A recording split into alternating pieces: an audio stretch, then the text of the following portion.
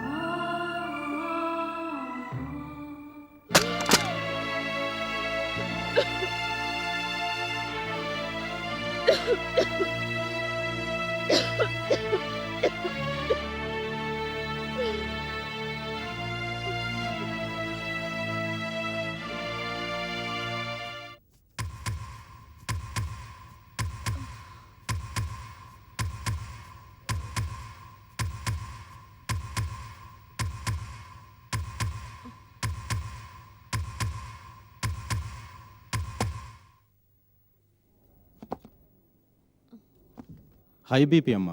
BP చాలా ఎక్కువగా ఉంది మీకు.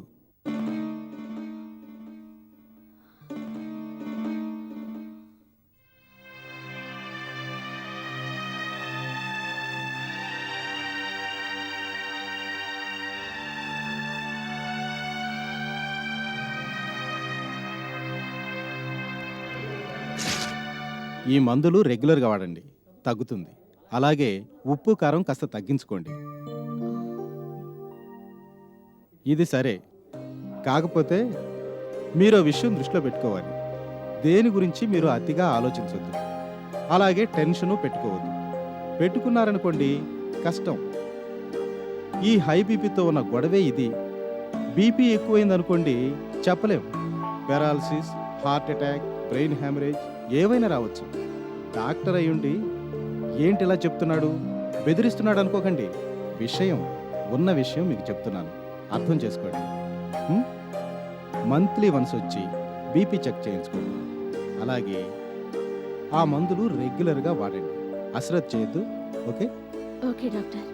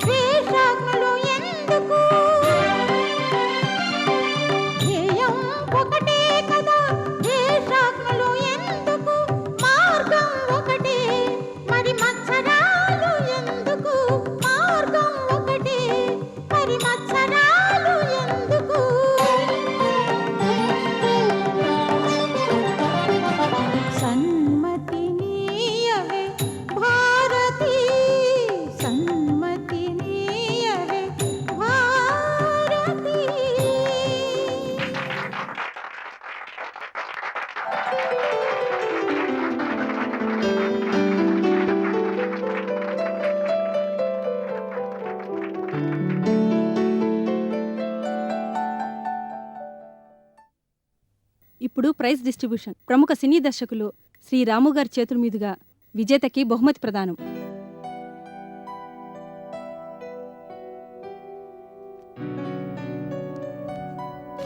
Thank you.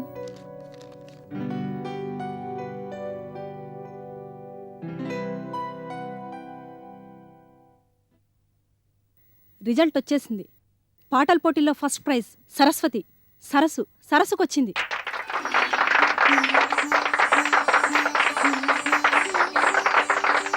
కమాన్ సరస్సు.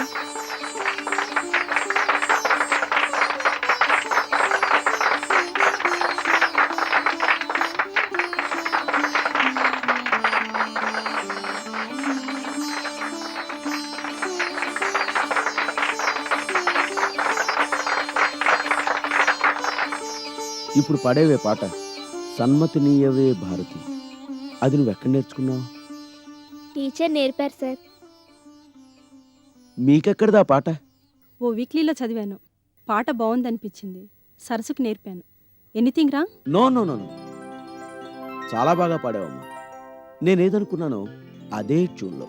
గుడ్. అయితే నువ్వు పాటలు కూడా బాగా పాడతావు అనమాట.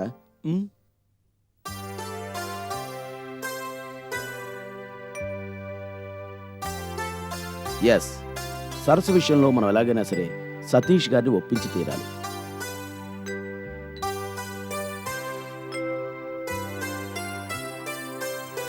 కష్టం సార్, వాడు ఒప్పుకోడు. ఈ విషయంలో ఆల్రెడీ వాడు సుధాకర్తో గొడవ పడ్డాడు. నాకు ఆ సంగతి తెలుసు, తెలియక కాదు. అయినా సరే మరోసారి మన ఇద్దరం ప్రయత్నించి చూద్దాం. ఎందుకంటే మాటకి మాట, పాటకి పాట, యాక్షన్, ఎక్స్ప్రెషన్, మారోలెస్. ఒక మహానటి కాబోయే సరస్సుని తండ్రి చాటు బిడ్డని చేసి కళారంగానికి అన్యాయం చేయకూడదు. ఆలోచించండి. ప్రెషర్ పెట్టొద్దు. అడుగుదాం, నచ్చ చెప్దాం. ఏమంటారు? వింటాడా అని? వినాలి, వినేటట్టు చేద్దాం. మన కథలో అమ్మాయి మెంటల్లీ రిటార్టెడ్ చైల్డ్. ఆ క్యారెక్టర్ యాక్ట్ చేయడానికి ఆషామాషి చైల్డ్ ఆర్టిస్టులు పనికిరారు. బార్న్ ఆర్టిస్ట్ కావాలి. అది సరసే యాక్ట్ చేయగలదు. పైగా మన మెయిన్ థీమ్ ఏంటి? పట్టుదలతో అన్నీ ఓవర్కమ్ అయ్యి ఓ మెంటల్లీ రిటార్టెడ్ చైల్డ్ ఎలా ఎదిగిందన్నది, అలాగే గాయని ఎలా కాగలిగిందన్నది సబ్జెక్టు. అప్పుడు మాటో రకంగా పాటో రకంగా ఉంటే బాగోదు. ఆ అమ్మాయికి ప్లేబ్యాక్ ఉంటే అన్యాచురల్గా ఉంటుంది. అదే సరస యాక్ట్ చేసిందనుకోండి, మాటకి మాట, పాటకి పాట, మారోలెస్ రెండూ ఒకే గొంతులో ఉంటాయి. న్యాచురల్గా ఉంటుంది. అందుకనే పట్టుబడుతున్నాను. ఈ సబ్జెక్ట్కి, ఈ క్యారెక్టర్కి సరస్ అయితేనే సూట్ అవుతుంది.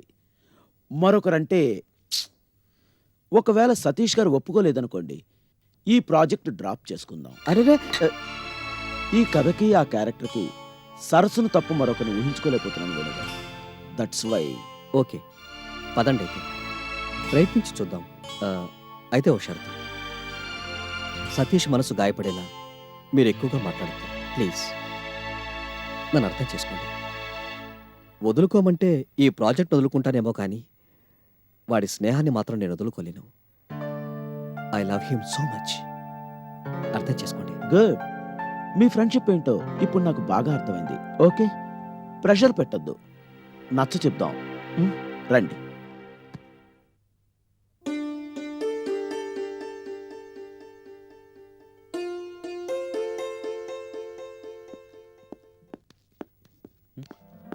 హాయ్ వేణు. అంకుల్,